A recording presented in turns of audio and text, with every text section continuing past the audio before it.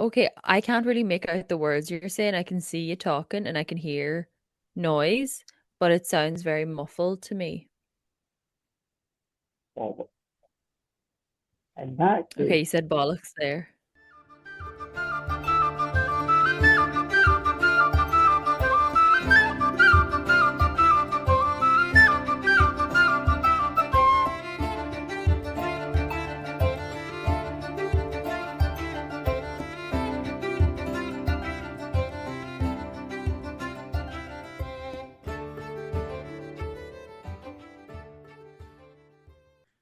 sorry, Kerry, we're going to go again one last time, and we're going to go for it. And it'll be brilliant. You ready? That's Go. okay, no worries.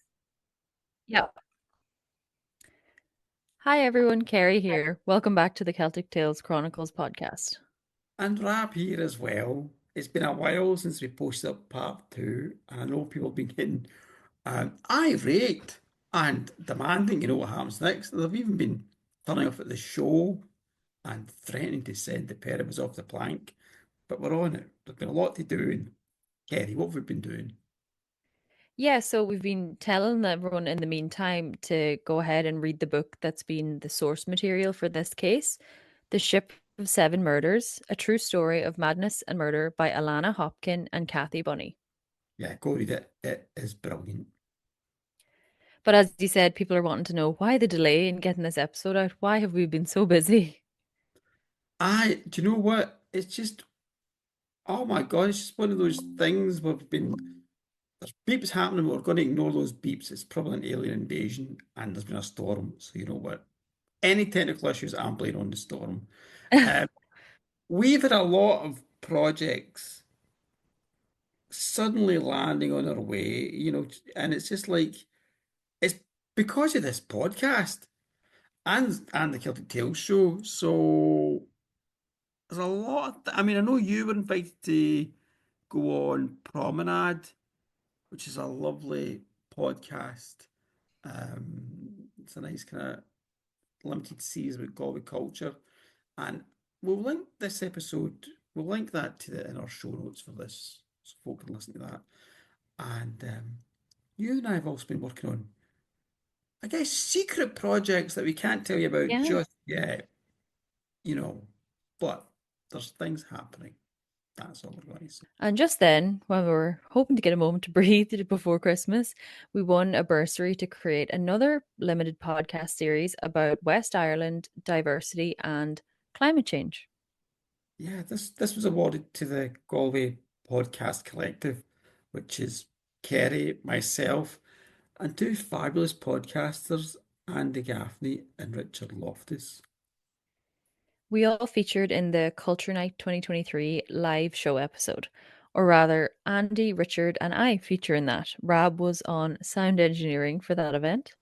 I was, and you know what? I enjoyed having an excuse to not talk for a night. So, but go listen to it. There's a lot of great crack that night, and it was hosted by our friend Caroline Rubin of Galway City Library. Yes, shout out to Caroline. Yeah. So, enough talk. Let's get into part three of High Seas Slaughter. All right. So it's been a while since we've been here. So let's just sum up the story so far. Uh, there's a ship called the Mary Russell sailing out of Cork with a cargo of mules. This is back in the early 19th century. On board, there are English speaking officers, and there's a mostly Irish speaking crew. And then there's two passengers who look after the mules. And then there's a bunch of teenage apprentices. And then there's a sick 11-year-old boy who's lying in the main cabin, like, I'm sick. And the main cabin is where the captain has his quarters. So overall, far too many people crammed into a small space. And it can be said at this point, it's not really a spoiler to say, seeing as the story references slaughter, but a lot of these people are not going to make it back to Ireland alive. Nope. No, no, they're not. But as we pointed out before, the mules survive. Okay, there's no animal cruelty, thank goodness. Yes, thank God the mules do survive. The mules were actually traded for molasses in the West Indies. So the barrels of molasses were stored in the front part of the ship. I believe it's pronounced forecastle, where the crew Yep. and mule men sleep and hang out, chill, have panic attacks, be claustrophobic, just normal stuff. Yeah, all that kind of yeah. I mean, do you know what? Though it's like horror movie dark. It's cramped and it's really scary. It is like gothic horror, only it actually is real. Yeah, it is definitely my personal nightmare. However, we are getting a little bit ahead of ourselves. Spooking news about this. Yeah, we're getting a wee bit ahead of ourselves, and I am lost again, but that's fine. We'll edit that out because that's fantastic. All right. So the captain's cabin, just to give a folk a wee idea of what's happening here, it's beneath the main deck at the rear of the ship, and it's reasonably spacious, and it has big stern windows, and it also has a skylight. Okay, and the captain in this cabin has a wee private kind of mini cabin, a wee private room of his own, and has another wee private room, and that's for the first mate, who's the Scotsman William Smith. And then they're kind of like raised platforms for other people to sleep on, including including sick boy, um, Thomas Hammond, and he's 11 years old. And there is another guy on board adding to this deadly mix. This is Captain Rains, an Irish speaker who essentially thumbed a lift home from the West Indies, having been kicked off his own ship for having a drink problem. Hmm. Which, considering we're talking about sailors in the early 19th century, that must have been one hell of a drink problem. Oh, fuck you. I mean, really. I mean, party time, definitely. So, Captain Stewart, this is the captain of this ship where this story's happening. Now, he also liked a wee tipple of spiced rum himself. So anyway, Captain Stewart has a moment of paranoia. And as we explained in part two, he was sure that Yep. Irish speakers were conspiring against him. He was also sure they were in league with his Scottish first mate. And who, let's remember, tried to calm the captain's nerves by explaining, "Ah, no, why would I want to get involved in a mutiny? I've already committed one murder and gotten away with it, so I'm not really looking to bring any attention to myself." Yeah. And curiously, learning that the Scotsman was actually a murderer did not calm the captain. If anything, he got more paranoid, and then he destroyed the navigation equipment to ensure that the crew had to keep him alive. Destroying this equipment was a gamble, but it did mean that the ship was now solely reliant on the captain's skills of navigating by the stars to get home. Although no one else had that skill on board, some of them did know how to use the navigational equipment, but the equipment was now gone. So they effectively couldn't get home without the captain's guidance. Do you know, just a wee kind of thing.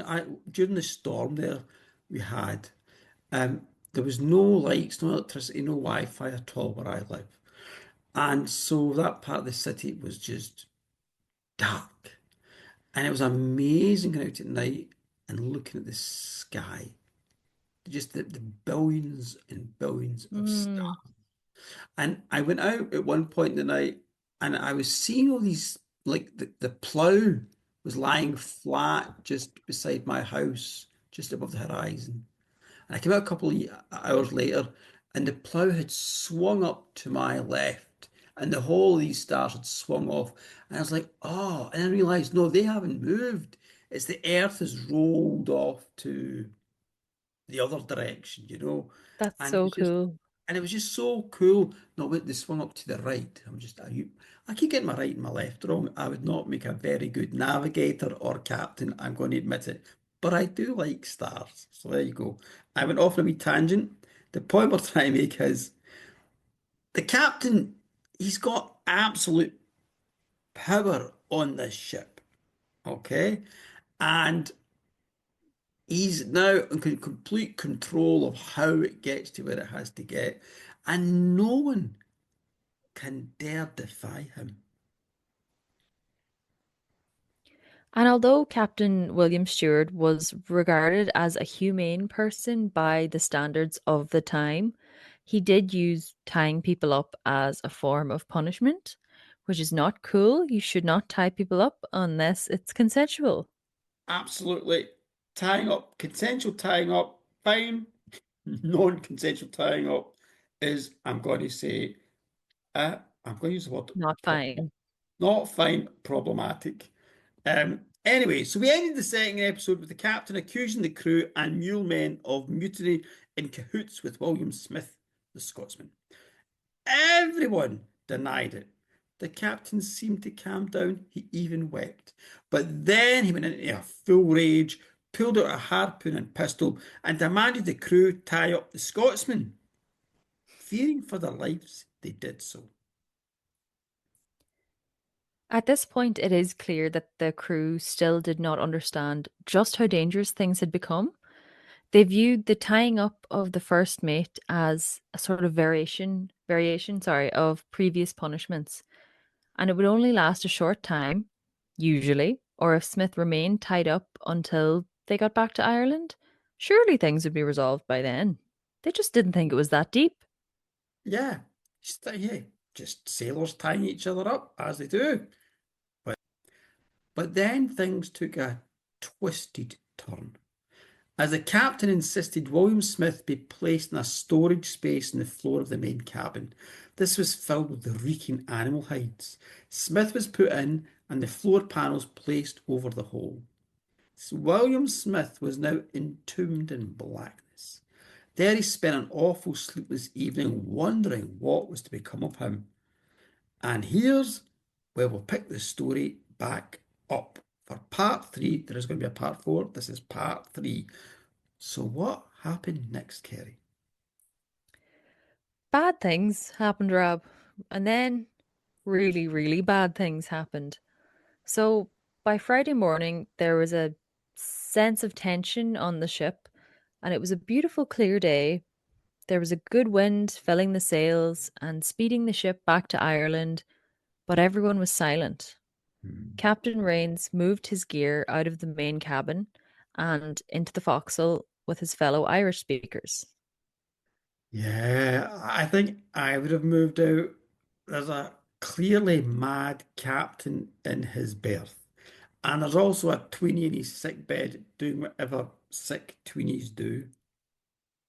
Probably checking out TikTok while sniffing and coughing and chugging cans of Monster Energy drink.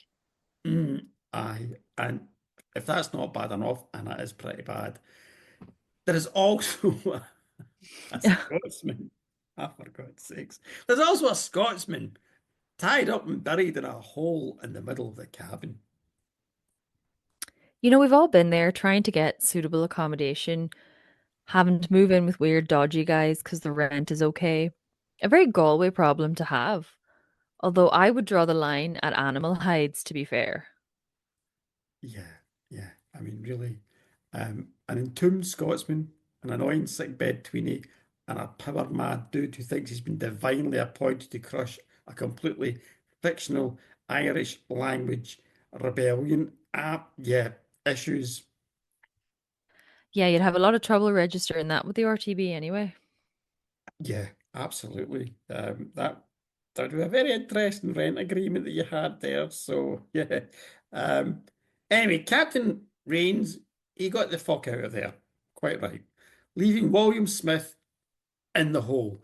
And the poor Scotsman, is kind of half suffocating in this reeking blackness.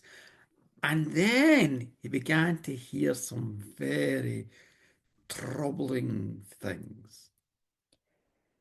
So the first troubling thing that William Smith heard was the deranged captain calling the three apprentices into his little room in the main cabin.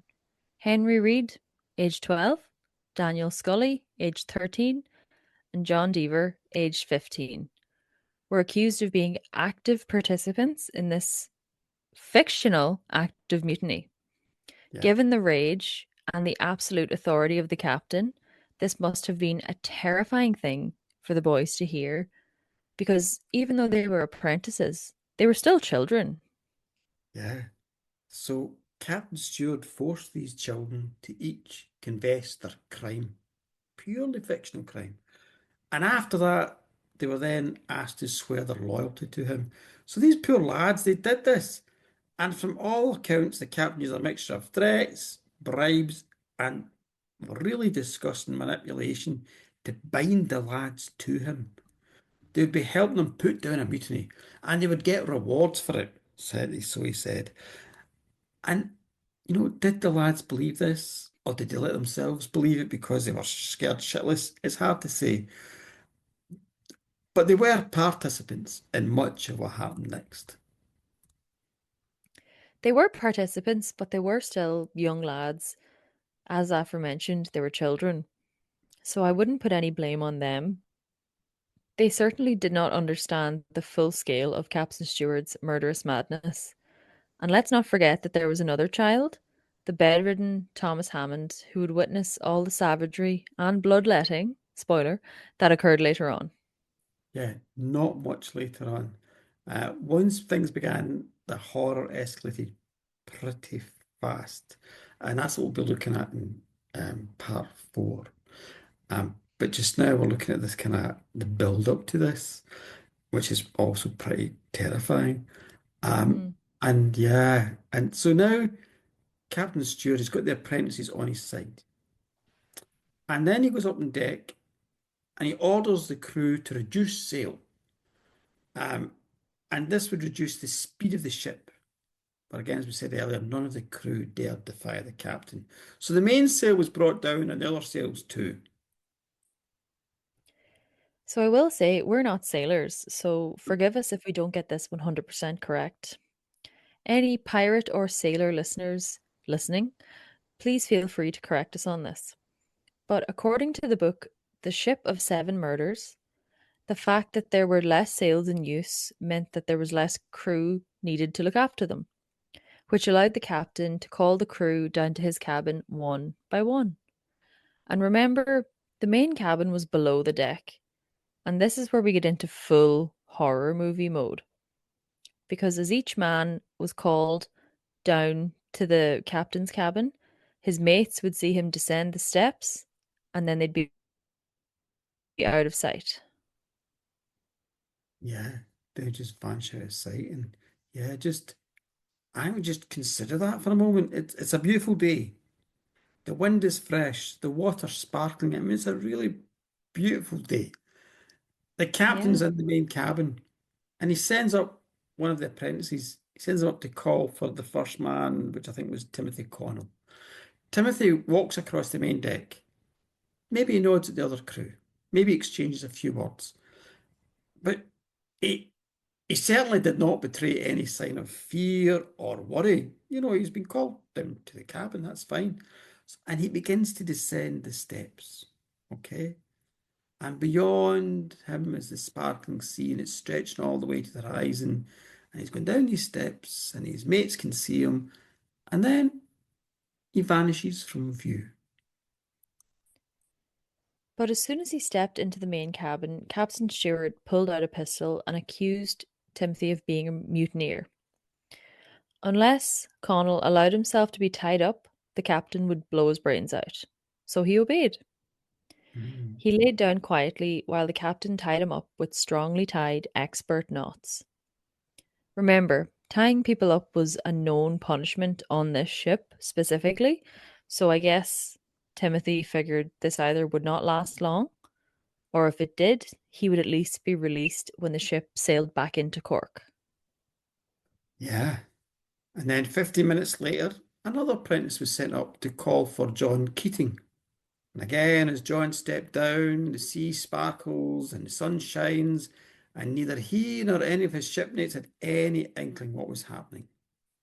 And he only realised that things were badly awry when he saw Timothy Connell trussed up on the floor of the main cabin. But John Keating too submitted to the captain's demands. Probably the smart thing to do, or so he thought. He Mm. quietly let himself be tied up.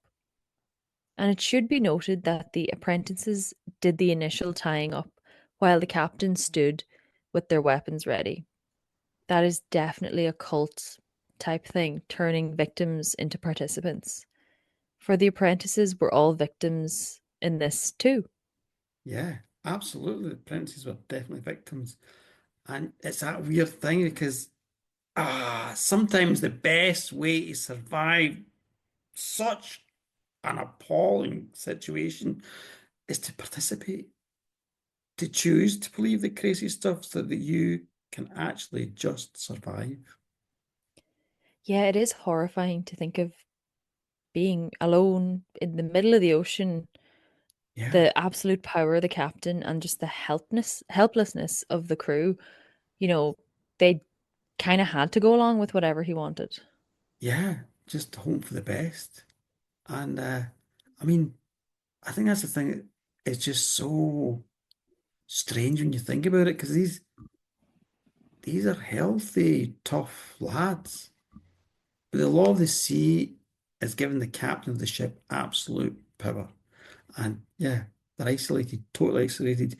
There's nowhere to run to or hide from this crazy guy. What else are they going to do? One by one, the men descended. William Swanson, the Swede, stepped down into the cabin, followed by John Kramer, the carpenter. Then it was the turn of Francis Sullivan. And as it unfolded, the madness developed a ritualistic aspect. Every quarter of an hour, an apprentice would be sent up on the main deck to call a crewman down into the cabin. And then the captain would threaten to shoot him unless he let himself be bound. Then the apprentices would tie the victim up while the captain watched with his pistols drawn. Mhm. After the apprentices were done tying their knots, the captain would secure the ropes even tighter, and in his tomb, William Smith heard all this madness unfold. Yeah. And the 11-year-old Thomas Hammond on his sickbed is witnessing all of this. It's just so hard to fathom. Surely, when each of them stepped down, they must have realized that this was beyond anything they'd ever experienced on a normal journey. Yeah. Their comrades were trussed up on the floor. The wooden planks were above William Smith, where he was down groaning in his awful tight tomb. And surely the face of the boy in the bed must have been absolutely ashen with fear. But they all went along with it. They all submitted because they didn't really Yeah. have a choice. Yeah, they didn't have a choice. And then, however, John Howes was called for. And this is when things took an unexpected turn because Howes, is it Howes? Is that how you pronounce his name? Howes? I think so. Yeah. Howes slipped on the steps as he's coming down and he kind of looked and he saw the captain with his pistol and he leapt right back up those stairs. And the captain, in a full state of paranoia at this point, fired Mm, his pistols, or tried to, because they failed. yeah. Reloading, the captain leapt up the steps and began chasing after John, firing his pistol after him. John managed to leap down into the forecastle, and then he grabbed James Morley and shoved him into the dark away from the raving captain. And this must have been very confusing for James Morley. He was an Irish speaker with very little English, and he can hear the captain raving above, but he can't understand what's been said. And John House may have hissed some explanation in Irish to him, but he really needed it to be quiet, to be in case the captain caught him. So he's trying to keep it quiet, and he's also trying to explain what's happening. Oh fuck! It must have been a terrible thing. With no explanation, Morley finds himself being pushed into the darkness while the captain is now scrambling down the stairs, calling out in English. They probably would have heard the captain's voice change then, becoming more reasonable sounding or coaxing. Yeah, because the captain, he's a clever, he's a bastard, but he's a clever bastard. He realizes he can't go stumbling about in the dark forecastle, so he changes his tactics and he quietly explains that he, as captain, was in his right to shoot any mutineer. But John Howes, he calls out and denies he's part of any mutiny. So the captain then pledged his word that he would not harm John if he submitted to him, and if they all let themselves just be tied up, then the captain said we could all get a good night's sleep. And maybe that's what convinces John Howes, the idea that if he submitted, that the captain's madness would fade overnight with a good night's sleep. Yeah. So John Howes came out, and poor John Morley, not knowing what the fuck was happening, he quietly followed him. So by nightfall, all the crew were tied up in the main cabin, with the exception of John Howes, who was tied up on the deck, where he lay as the night came. It was freezing cold, and Howes complained loudly, and eventually was given a blanket. But this was another one of those kind of chilling, almost cinematic moments. For one of the apprentices, he's holding up the lantern as Captain Steward is checking the knots, and then he binds them tighter, causing even greater pain for the crewmen. I kind of imagined the captain's face half in shadow and the other half glowing with the light of the lantern as the apprentice kneels beside him. The stars are out, the great blaze of the Milky Way curving overhead, and the captain calmly explaining to John that the crew down below were showing great distress, which was strange, for said the captain, if they were innocent, they ought not to be afraid. Yeah, this is definitely one of those times to check the rent agreement. Oh, yeah, this is the time to say fuck the deposit and leave the building. Oh yeah, yeah, definitely. But unfortunately, they're not in a building, Kerry. They're on a ship all alone in the vastness of the Atlantic Ocean. There is nowhere to escape to. And all these horrible sounds aboard the ship, the men groaning in pain down in the main cabin or wincing in terror every time the captain came down to check on them. Yeah, and I think people are now beginning to realise just how appallingly dangerous and terrible things are becoming. Yeah, William Smith in his tomb below is groaning too. The dread inside him so great he has to stop himself from vomiting. Just horrendous conditions. Yeah. And then there's poor Thomas Hammond, the boy. He's on his sick bed. He pulls the blankets over his head and he tries to block out all these terrible and terrifying sounds.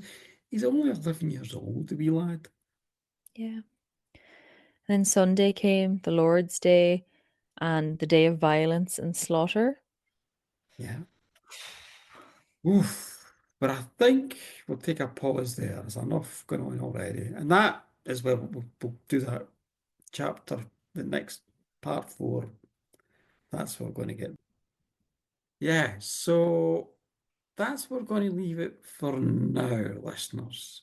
There's been a lot of tension building up, and I think it's a lot to process already. So we'll part four, we'll get into the kind of really troubling stuff. So just yeah, be warned. Part four will be unpleasant.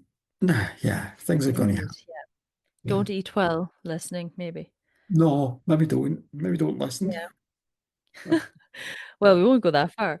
with But that. yeah, so the storytelling is going to be starting back up on February 6th. So everyone make sure to get your tickets on Eventbrite. This will be up before then. So quick reminder, Crane Bar, Sea Road, Thursday nights every week. Yeah, yeah, it's amazing. We're bringing it earlier this year because folk have been demanding we start earlier. So Yeah. we're getting in February 6th, we're starting that. But we're already working on part four of the podcast, so you're not going to have to wait too long to hear part four. And then finally that'll be season two of the podcast. Will Wrapped be, up. yeah, wrapped up. And if you have any suggestions for topics for future episodes, make sure to reach out to Rab or myself as well. So thank you very much for listening, and we'll see you in the next one for the true bloodbath to begin. Aye, we will. So Okay, that was let's just have a pleasant chat now. Let's kind of gently walk away from that. Kerry, That's it. any news with you? Any news with me? I got a car, which is very exciting. Whoa. Still learning how to drive, but it's much easier now that I can practice. Yeah. Yes, very, very privileged to be in that position. So yeah, hopefully you'll see me cutting around town before long. That'll be great. The Celtic Tales mobile. Oh my God, we need to put during the elections they put like boards and stuff and Like a posters on. bumper sticker, yeah. Yeah, you need to do the whole thing. That'll But be that'd be it. great for you going up to Donegal. Yeah, 100%. Hopefully I'll be able to get up home a bit more because as anyone listening knows, the bus up to Donegal takes a long time and it also takes a long toll on you spiritually, to be honest, because you Yeah, know, you're just kind of sitting. But yeah. yeah, that's my only really news coming into 2025. Excited to get my license. What about That's you, Rab? Any news with you? news with me, writing news stories. Just getting the show started up. That's just brilliant Yeah. getting that ready. I'm trying to think of anything else non-slaughter related. Um, I just again just I really enjoyed looking at the stars during the storm. Yeah. Um, it was wild, and apparently there was kind of media coverage even in Spain. Some folk were telling me in Spain there was Wow. um, stuff going on. Not really much to say at all. It's January. Do you know, I was speaking to this fella. I was going to say an old fella, but probably wasn't that much older than me. And he was like an ex-boxer, just Oh, chatting the other wow. day. And we were discussing January and how Mm. fucking awful January is of a month. Because it's always kind of, it drags on, and you have to wait for your pay. And what really struck me in this conversation was just the richness and violence of the expletives that this fella used. It was Gentlemen. wonderful. Yeah, this gentleman, it was sublime, his rage. It was fantastic to hear. I was like, I agree with you entirely. And I'm a Glaswegian, and I have not reached such poetic heights Such with my heights. experience. Sounds Yeah. like he might have been a pirate in a past life then. You know what, it was definitely a mammy a lot of pasts. I just nodded my head a lot and went, aye, that's right. Yeah. Terrible. Very But good. we're almost, I mean, the thing is now, um, for those who don't know, for those who do know, in the Celtic tradition, like the Cailleach, she kind of looks after the winter and death and all that, and storms and stuff. And then she'll be passing that on to Bridget on the 1st of February. And then everything will be Looking nice and forward all. to that. So that's it. So my own other news is just advice is stay away from pirates, stay away from mad captains. That's about my own advice. Last advice from you, Kerry?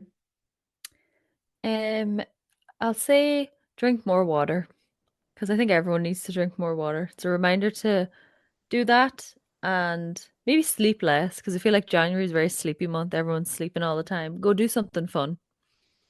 Aha. So your idea of fun is not sleeping and drinking water. Ah, okay. That's an insight.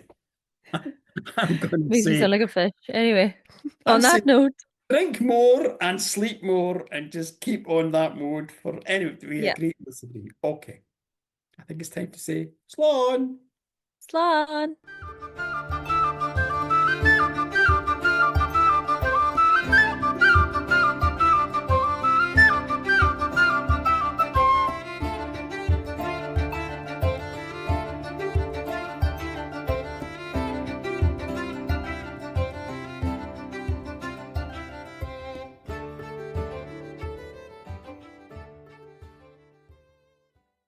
The Celtic Tales Chronicles is written, hosted, and produced by Kerry Graham and Rab Fulton. Edited by Rab Fulton. Cover artwork by Kerry Graham. Music by Kevin MacLeod.